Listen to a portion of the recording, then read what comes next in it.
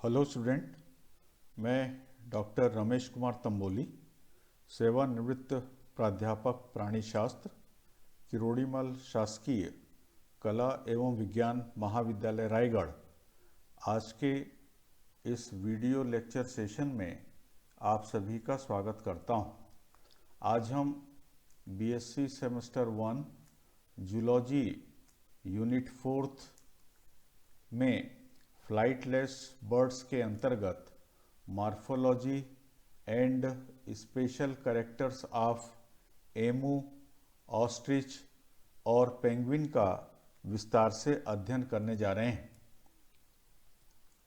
Flightless bird या उड़ानहीन पक्षी का अध्ययन करने के लिए हमने विषय वस्तु को निम्न बिंदुओं पर केंद्रित किया है। पहला, इंट्रोडक्शन या सामान्य परिचय। दूसरा, salient features of flightless birds या उड़ानहीन पक्षी के प्रमुख लक्षण। तीसरा, एग्जाम्पल्स ऑफ फ्लाइटलेस बर्ड या उड़ानहीन पक्षी के उदाहरण। चौथा, morphology and special characters of emu या एमू का बाह्य एवं विशिष्ट लक्षण। पांचवा, morphology and special characters of ostrich या ऑस्ट्रिच का बाह्य एवं विशिष्ट लक्षण। छठवां, morphology and special characters of penguin या पेंगुइन का बाह्य एवं विशिष्ट लक्षण। सातवां, ओरिजिन ऑफ फ्लाइटलेस बर्ड्स या उड़ानहीन पक्षी की उत्पत्ति। और आठवां है इम्पॉर्टेंट क्वेश्चंस या महत्वपूर्ण प्रश्न। आइए इन बिंदुओं का हम विस्तार से अध्ययन करें। सबसे पहले हम देखें इंट्रोडक्शन या सामान्य परिचय। पक्षी ये फेदर्ड टेट्रापोड जंतु हैं जिनके फोरलिम या अग्रपाद उड़ने के लिए विंग्स के रूप में रूपांतरित होते हैं। पक्षियों में विंग्स विकसित होने के बावजूद भी सभी पक्षी उड़ने में सक्षम नहीं होते हैं। पक्षियों में उड़ने की क्षमता को आधार मानकर क्लास एविस को फ्लाइंग बर्ड्स तथा फ्लाइटलेस बर्ड्स में विभाजित किया गया है। फ्लाइटलेस बर्ड को रेटाइटी बर्ड भी कहते हैं और फ्लाइटलेस बर्ड का या उड़ानहीन पक्षियों का यह एक विशिष्ट समूह है। इन पक्षियों में विंग्स तथा जो फ्लाइट मसल्स हैं ये बहुत हासित या रिड्यूस्ड होते हैं जिसके कारण ये उड़ नहीं सकते हैं। फ्लाइटलेस बर्ड के पैर या हाइंड लिम्स ये मजबूत तथा ताकतवर होते हैं जिसके कारण इनमें दौड़ने की बेहतर क्षमता विकसित होती है।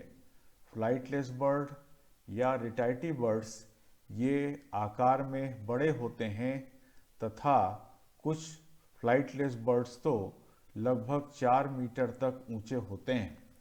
फ्लाइटलेस बर्ड्स या रेटाइटी बर्ड्स का जियोग्राफिकल डिस्ट्रीब्यूशन या भौगोलिक वितरण यह असतत या डिसकंटिन्यूअस होता है। वर्गीकरण यदि हम देखें तो क्लास एविस को 2 सब क्लास में विभाजित किया गया है। पहला सब क्लास यह आर्के और निथिस कहलाता है। इसके अंतर्गत आने वाले सभी आदिम प्रकार के पूर्वज ये पूरी तरह से विलुप्त या एक्सटिंक्ट हो गए हैं।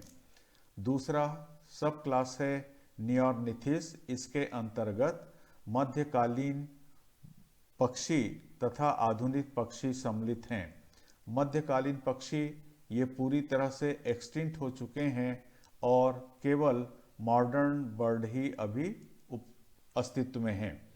इस तरह नियोर्निथिस को 3 सुपर ऑर्डर में विभाजित किया गया है।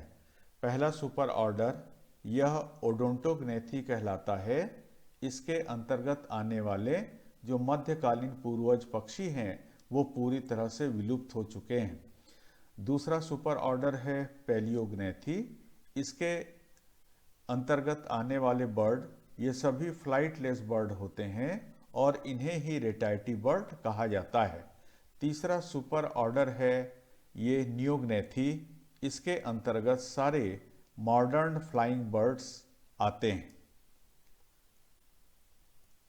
अब हम देखें उड़ानहीन पक्षी के उदाहरण या एग्जाम्पल्स ऑफ फ्लाइटलेस बर्ड या रेटाइटी बर्ड। ये इस तरह से हैं।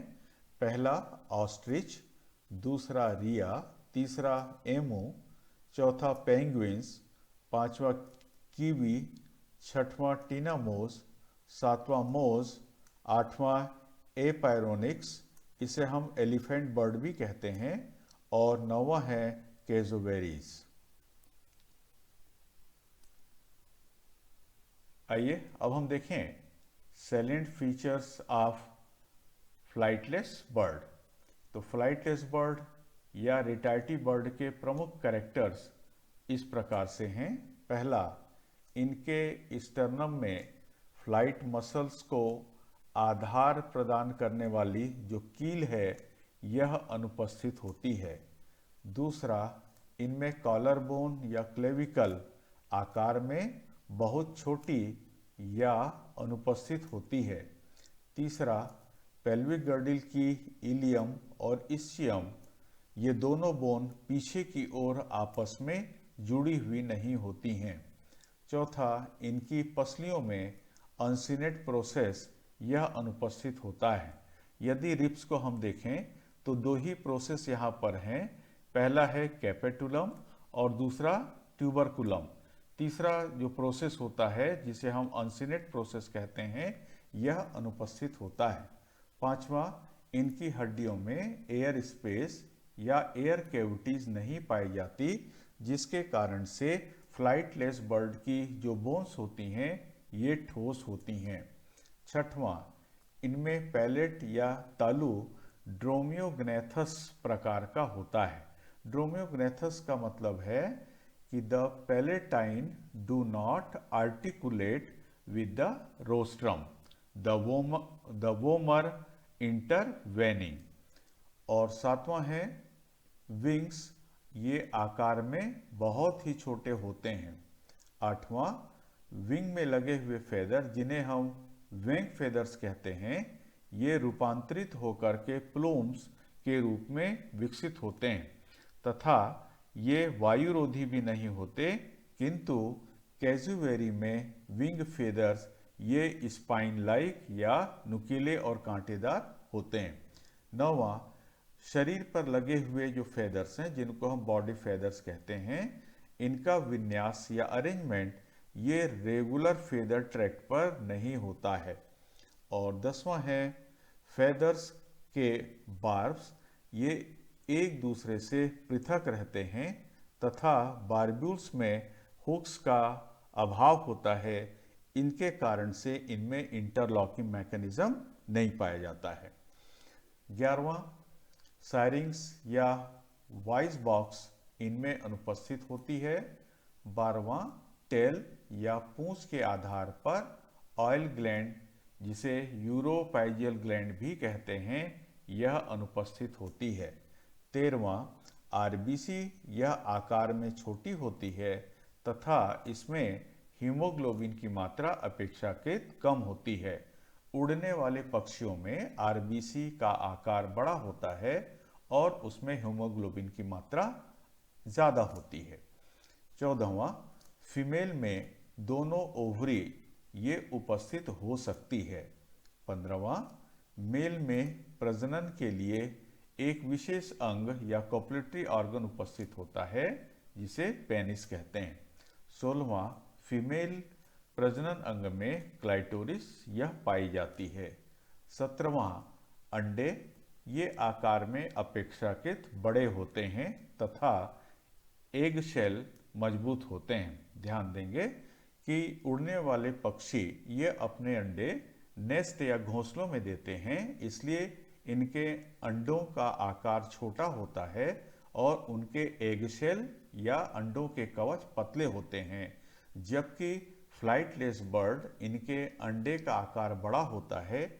ये अपने अंडे जमीन पर देते हैं, इसलिए इनके अंडों में जो एगशेल या कवच है ये मजबूत होता है। 18वां, मेल अंडों को इंक्यूबेट करता है। 19वां, शिशु प्रिकॉशियस होते हैं, अर्थात अंडों से बाहर आने के बाद वो भोजन के लिए अपने पेरेंट्स पर आश्रित या निर्भर नहीं होते हैं। अधिकांश पक्षी तेज दौड़ने के लिए अनुकूलित होते हैं। ऑस्ट्रिच मरुस्थल में तेज दौड़ने के लिए पूरी तरह से अनुकूलित होते हैं। 21वां, इनके फीट लंबे या लॉन्ग तथा मजबूत या स्ट्रांग होते हैं तथा फीट में उंगलियों की संख्या कम होती है। 22वां, इनके पेक्टोरल मसल्स बहुत ही दुर्बल, कमजोर या एट्रोफाइड होते हैं। और 23वां है इनका ज्योग्राफिकल डिस्ट्रीब्यूशन या विश्व में भौगोलिक वितरण यह असतत या डिसकंटिन्यूअस होता है। आइए अब हम देखें morphology and special characters of emu या एमू का बाह्य एवं विशिष्ट लक्षण। एमू का बाह्य एवं विशिष्ट लक्षण इस तरह से है। पहला, एमू ऑस्ट्रेलिया के मरुस्थल में पाया जाने वाला ऑस्ट्रेलिया का सबसे ऊंचा फ्लाइटलेस बर्ड है। दूसरा, यह विश्व का दूसरा जीवित ऊंचा फ्लाइटलेस बर्ड है। तीसरा, इनकी गर्दन तथा पैर लंबे होते हैं। इनकी कुल ऊंचाई लगभग 1.9 मीटर या 6 फुट 3 इंच तक होती है। चौथा, यह तेज धावक या फास्ट रनर होता है जो 48 किलोमीटर प्रति घंटे या 30 मील प्रति घंटे की रफ्तार से दौड़ सकता है। पांचवा, यह सर्वाहारी या ओमनीवोरस होता है जो लीफ, प्लांट, सीड और इंसेक्ट आदि को भोजन के रूप में खाता है। छठवां, शरीर पर लगे फेदर्स ये सॉफ्ट तथा ब्राउन कलर के होते हैं। सातवां, एमू यह मोनोगैमस होता है, अर्थात एक मेल एक ही फीमेल के साथ आजीवन रहता है। आठवां, इनका जो प्रजनन काल है यह मई से जून तक के होता है। नौवां, फीमेल एक प्रजनन काल में अनेक अंडे देती है। 10वां, मेल यह घोंसला या नेस्ट बनाता है तथा फीमेल द्वारा उन घोंसलों पर दिए गए अंडों को इंक्यूबेट भी करता है। और 11वां है, 8 सप्ताह के इंक्यूबेशन के बाद उन अंडों से शिशु ये बाहर आ जाते हैं। इस चित्र में हम एमू की बाहरी संरचना का अवलोकन कर सकते हैं और यहाँ पर इस चित्र के माध्यम से ये एमू के एग को दर्शाया गया है। इनके एग का कलर ये गहरे हरे रंग का होता है। आइए अब हम देखें morphology and special character of ostrich या ऑस्ट्रिच का बाह्य एवं विशिष्ट लक्षण। ऑस्ट्रिच ये अफ्रीकन ऑस्ट्रिच और साउथ अमेरिकन ऑस्ट्रिच के रूप में अस्तित्व में है। अफ्रीकन ऑस्ट्रिच का जो साइंटिफिक नेम है ये स्ट्रूथियो कैमिलस है, जबकि साउथ अमेरिकन ऑस्ट्रिच का साइंटिफिक नेम है रिया अमेरिकाना। आइए सबसे पहले हम देखें अफ्रीकन ऑस्ट्रिच के कैरेक्टर्स के बारे में। पहला, अफ्रीकन ऑस्ट्रिच विश्व का सबसे ऊंचा जीवित फ्लाइटलेस बर्ड है जो अफ्रीका के शुष्क, जिसे हम एरिड कहते हैं, और अर्ध शुष्क सेमी एरिड क्षेत्रों में पाया जाता है। दूसरा, इनकी ऊंचाई लगभग 2.4 मीटर तथा वजन 157 केजी तक होता है। तीसरा, इसकी गर्दन तथा पैर काफी लंबे होते हैं। गर्दन और जांघ पर फेदर्स नहीं पाए जाते हैं। चौथा, इनके पैरों में केवल 2 उंगलियां ही पाई जाती हैं और इन उंगलियों को हम टोज कहते हैं। तो केवल तीसरी और चौथी उंगली ही इनके पैरों पर पाई जाती है। पांचवा, विंग्स बहुत छोटे होते हैं तथा इनके फेदर्स बहुत सॉफ्ट या कोमल होते हैं। छठवां, ये प्रमुखतः शाकाहारी या हर्बीवोरस होते हैं, किंतु कभी कभी ये वर्म, इंसेक्ट तथा छोटे रेप्टाइल्स को भी भोजन के रूप में प्रयुक्त करते हैं। सातवां, ऑस्ट्रिच यह पॉलीगैमस होता है, अर्थात एक मेल 2 से 3 फीमेल के साथ आजीवन रहता है। आठवां, मेल ऑस्ट्रिच रेत में लगभग 1 फुट गहरा और 3 फुट चौड़ा नेस्ट बनाता है, जिसमें उसके साथ निवासरत सभी फीमेल अंडे देती हैं।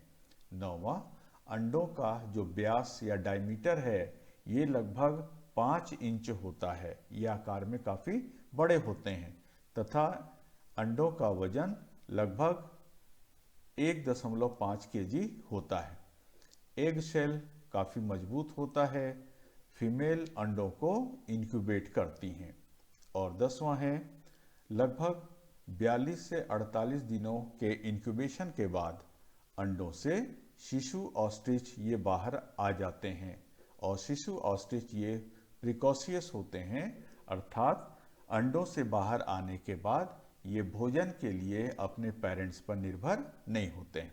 तो यहाँ पर इस चित्र में हम अफ्रीकन ऑस्ट्रिच का अवलोकन कर सकते हैं और ये अफ्रीकन ऑस्ट्रिच का एग है। ये आकार में काफ़ी बड़े हैं। ये फीदर की संरचना है।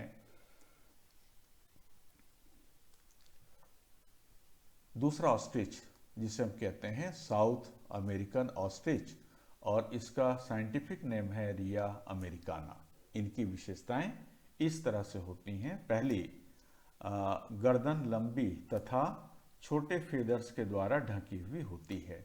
दूसरा, फेदर्स में आफ्टरशेफ्ट नहीं पाया जाता।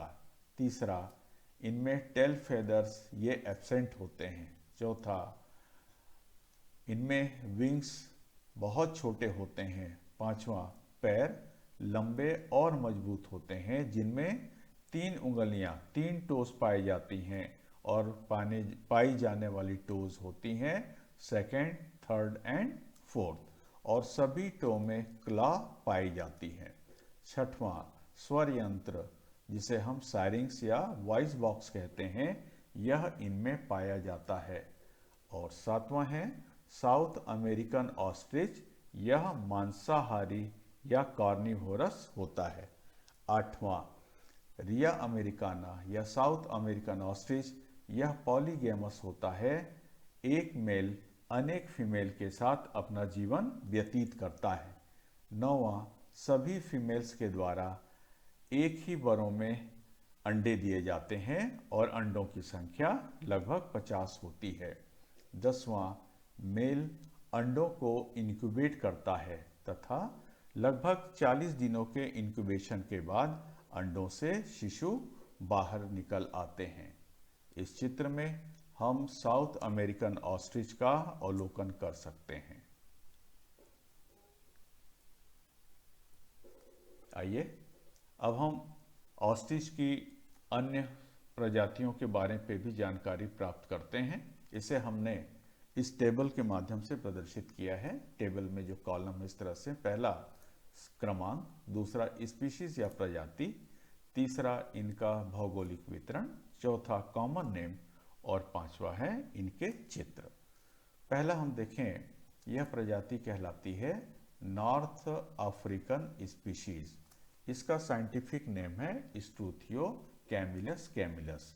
यह नॉर्थ अफ्रीका और वेस्टर्न अफ्रीका में पाया जाता है। इसका जो कॉमन नेम है वो रेड नेक्ड ऑस्ट्रिच है। इस चित्र में हम रेड नेक्ड ऑस्ट्रिच को देख सकते हैं। ऑस्ट्रिच की दूसरी प्रजाति यह कहलाती है साउथ अफ्रीकन ऑस्ट्रिच। इसका साइंटिफिक नेम है स्ट्रूथियो कैमिलस ऑस्ट्रेलिस। इसका भौगोलिक वितरण इस तरह से है, यह Angola, Botswana, Congo, Namibia, Zambia और जिम्बाब्वे में पाया जाता है। इसका कॉमन नेम है black necked ostrich. Black necked ostrich का अवलोकन हम इस चित्र में कर सकते हैं। तीसरी जो प्रजाति है ये कहलाती है मसाई ऑस्ट्रिच। इसका साइंटिफिक नेम है स्ट्यूथियोकैमेलस मेसाइकस। इसका भौगोलिक वितरण पूर्वी अफ्रीका, ईस्ट अफ्रीका, जिसमें Ethiopia, Kenya, Rwanda, Somalia, Tanzania और युगांडा है। मसाई ऑस्ट्रिच का कॉमन नेम है pink necked ostrich. Pink necked ostrich का अवलोकन हम इस चित्र पे देख सकते हैं। यह इस तरह से दिखाई देता है। ऑस्ट्रिच की चौथी प्रजाति यह अरेबियन ऑस्ट्रिच कहलाता है। इसका साइंटिफिक नेम है स्ट्यूथियोकैमिलस सिरियकस। इसका भौगोलिक वितरण है वेस्टर्न एशिया, जिनमें Syria, Oman, Qatar, Iran, Iraq, Israel, United Arab अमीरात, यमन और जॉर्डन है। इसका कॉमन नेम है सीरियन ऑस्ट्रिच। यह इस तरह से दिखाई देता है। और पांचवी प्रजाति है सोमाली ऑस्ट्रिच। इसका साइंटिफिक नेम है स्ट्यूथियो मोलिबडोफेंस। इसका भौगोलिक वितरण है सोमालिया, कीनिया, इथोपिया और इरिट्रिया। इसका कॉमन नेम है ब्लू नेक्ड ऑस्ट्रिच। और ब्लू नेक्ड ऑस्ट्रिच को हम इस चित्र के माध्यम से देख सकते हैं। ये स्पीशीज के बारे में विस्तार से जानकारी। अब हम देखें morphology and special characters of penguin, या पेंगुइन का बाह्य एवं विशिष्ट लक्षण। ये इस तरह से है। पहला, पेंगुइन की शारीरिक संरचना बर्फीले प्रदेशों में रहने, समुद्र में तैरने के अनुरूप अनुकूलित होती है। पेंगुइन का सिर आकार में बड़ा, इनकी गर्दन छोटी तथा इनका शरीर लंबा होता है। पेंगुइन का जो फोर लिम्ब है यह मॉडिफाइड होता है और यह पैडल बनाता है। यह पैडल स्विमिंग के काम आता है। तीसरा, इनकी पूंछ छोटी, मजबूत तथा वेज शेप्ड होती है, जिनमें 14 से लेकर के 18 तक कड़े टेल फेदर्स पाए जाते हैं। चौथा, हाइंड लिम्ब या पिछला पैर यह मजबूत, साथ ही साथ इनके फिट में झिल्ली पाई जाती है, ये वेब्ड होती है तथा ये शरीर के मध्य से पीछे की ओर स्थित होते हैं, जिसके कारण पेंगुइन जमीन पर सीधे खड़े रह सकते हैं और सीधे चल भी सकते हैं। तो इनके जो पिछले पैर हैं वो शरीर के मध्य भाग से थोड़ा पीछे की ओर स्थित होते हैं, जिनके कारण से ही इनके बॉडी का जो पॉस्चर होता है वह स्ट्रेट होता है। और पांचवा है, ये समुद्र में तैर सकते हैं, बर्फीले सतह पर चल सकते हैं तथा पेट के बल कड़े बर्फ पर ये अपने बेली साइड या पेट के बल पर ये बर्फ के ऊपर फिसल सकते हैं या ग्लाइड भी कर सकते हैं। छठवां, इनकी चोंच या बीक लंबी तथा पतली होती है, जो समुद्र में भोजन को पकड़ने, साथ ही साथ अपने फेदर्स की प्रीनिंग या सफाई करने तथा शत्रुओं से अपना बचाव करने के काम आती है। समुद्र में भोजन के रूप में ये समुद्री मछलियों को, स्क्विड को और क्रिल को उपयोग करती हैं। इनके जीभ पर पीछे की ओर झुके हुए अनेक छोटे छोटे स्पाइन्स पाए जाते हैं। ये स्पाइन्स चूंकि पीछे की ओर झुके हुए होते हैं, इसलिए ये मुंह में आए हुए किसी भी शिकार को बाहर भागने से रोक सकते हैं। सातवां, त्वचा के नीचे फैट की मोटी परत, जिसे हम ब्लबर कहते हैं, यह पाई जाती है और ब्लबर जंतु के शरीर के तापमान को बनाए रखती है। आठवां, चोंच के ऊपर दोनों आँखों के मध्य साल्ट ग्लैंड स्थित होती है, जो भोजन में से अतिरिक्त साल्ट की मात्रा को बाहर निकालने या उत्सर्जित करने का काम करती है। 9वां, शरीर का विशिष्ट रंग विन्यास। इन्हें सेक्सुअल डायमॉर्फिज्म अर्थात मेल और फीमेल को अलग से पहचानने में, स्पीशीज आइडेंटिफिकेशन प्रजाति की पहचान में, और साथ ही साथ सेक्सुअल अट्रैक्शन या लैंगिक आकर्षण के लिए महत्वपूर्ण होता है। और 10वां है, इनमें पैतृक रक्षण या पेरेंटल केयर पाया जाता है, अर्थात ये अपने अंडों और शिशुओं की रक्षा और सुरक्षा करते हैं। इस चित्र में हम पेंगुइन को देख सकते हैं। इसका यह जो फोर लिम्ब है, ये फोर लिम्ब पैडल के रूप में रूपांतरित हो गया है। यह पानी में तैरने के काम आता है। और हम यह भी देख रहे हैं कि इनका जो पैर है, उस पैर में जो उंगलियां हैं, इन उंगलियों के बीच में वेब या झिल्ली पाई जाती है। इस तरह से ये वेब पाई जाती है। और चूंकि इनके पैर शरीर के मध्य भाग से थोड़ा पीछे की ओर शरीर पर लगे हुए होते हैं, जिसके कारण से ये सतह पर स्ट्रेट खड़े हो सकते हैं और चल भी सकते हैं। यहाँ पर हम इसके टंग को देख रहे हैं। टंग के सतह पर ये छोटे छोटे स्पाइन दिखाई दे रहे हैं, और इस स्पाइन के कारण से ही मुंह में आया हुआ भोजन ये बाहर एस्केप नहीं कर सकता।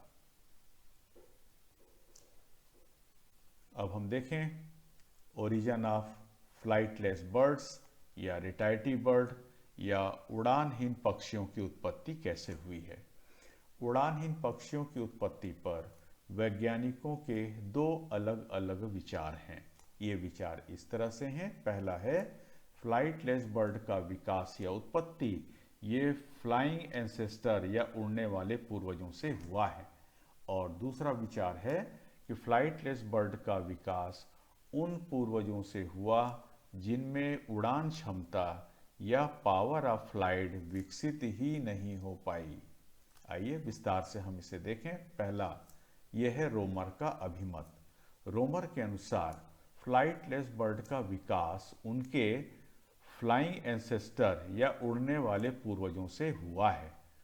रोमर का मत था कि उड़ना पक्षियों की उन्नत क्षमता है, जिसके कारण वो अपने स्थलीय शत्रुओं का शिकार होने से आसानी से बच सकते थे। स्थलीय आवास में उनके प्राकृतिक शत्रु एवं शिकारी न होने के कारण उड़ने वाले पक्षी धीरे धीरे अपनी उड़ने की क्षमता को खोकर वो फ्लाइटलेस बर्ड्स के रूप में बदल गए। रोमर के मत के अनुसार उन्होंने बताया, रोमर ने अपने मत को प्रमाणित करते हुए कहा कि वर्तमान में कीवी का भौगोलिक वितरण केवल न्यूजीलैंड तक ही सीमित है, क्योंकि वहाँ कोई कार्निवोरस एनिमल नहीं है, कार्निवोरस मैमल भी नहीं है जो कीवी का शिकार करे। इसलिए वहाँ कीवी फ्लाइटलेस बर्ड के रूप में उपस्थित हैं, मौजूद हैं। इसी तरह एमू, कैज़ोवेरी ये ऑस्ट्रेलिया तक ही सीमित हैं, क्योंकि वहाँ भी उनका कोई नेचुरल प्रीडेटर नहीं है। दूसरा विचार है यंग का। यंग के अनुसार फ्लाइटलेस बर्ड का विकास उनके उन पूर्वजों से हुआ जिनमें पहले से ही उड़ान क्षमता या पावर ऑफ फ्लाइट विकसित ही नहीं थी। यंग का मत था कि फ्लाइटलेस बर्ड ये फ्लाइंग बर्ड्स के पहले ही main stock of flying bird से पृथक रूप से और पहले विकसित हुए हैं। क्वेश्चन नंबर परीक्षा के दृष्टिकोण से जो प्रश्न महत्वपूर्ण हैं वो इस तरह से हैं। Question 1, what is ratite bird. Ratite bird क्या है या फ्लाइटलेस बर्ड क्या है। Write the name of flightless birds. उड़ानहीन पक्षियों के नाम लिखिए। दूसरा, write the salient features of flightless bird. उड़ानहीन पक्षियों की प्रमुख विशेषताएं या कैरेक्टर लिखिए। तीसरा, describe the morphology and special character of ostrich. Ostrich की मॉर्फोलॉजी और विशिष्ट लक्षणों का वर्णन कीजिए। चौथा, describe the morphology and special characters of flightless bird. तो जो उड़ानहीन पक्षी हैं उनकी मॉर्फोलॉजी और विशिष्ट लक्षणों का वर्णन कीजिए। तो इनमें सभी पक्षियों का वर्णन करना आवश्यक है। पांचवा, राइट शॉर्ट नोट्स ऑन। संक्षिप्त टिप्पणियां लिखिए। पहला एमो, दूसरा पेंगुइन और तीसरा है ओरिजिन ऑफ फ्लाइटलेस बर्ड्स। और ये कंटेंट हमने जहां से लिया है उसकी जानकारी इस तरह से है।